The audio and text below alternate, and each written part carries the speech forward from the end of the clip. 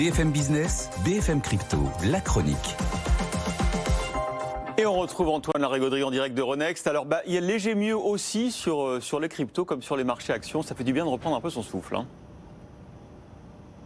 Oui, et la tendance haussière est réapparue un petit peu avant celle qui régnait sur les marchés actions. Ça fait quand même 2 jours qu'on a une stabilisation puis une petite reprise sur le Bitcoin comme sur l'Ether, du côté des 21 000, 1600 dollars comme support respectivement.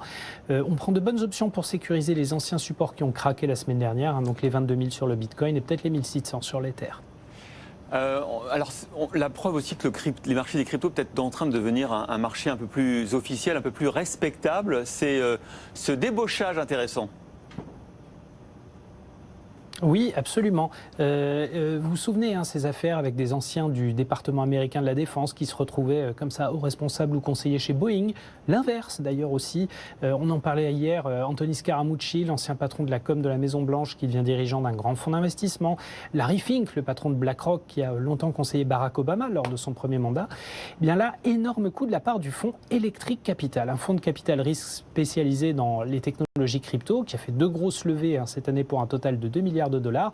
Ils viennent de recruter pas moins que l'ancien patron de la Security and Exchange Commission, le gendarme boursier américain John Clayton.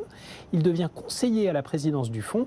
Là, on peut parler de joli coup. Et 2 autres conseillers de poids ont été recrutés aussi, un ancien de la recherche chez Meta. Bon, là, il y a une certaine logique industrielle. Et puis, Kevin Walsh, ça vous dit rien?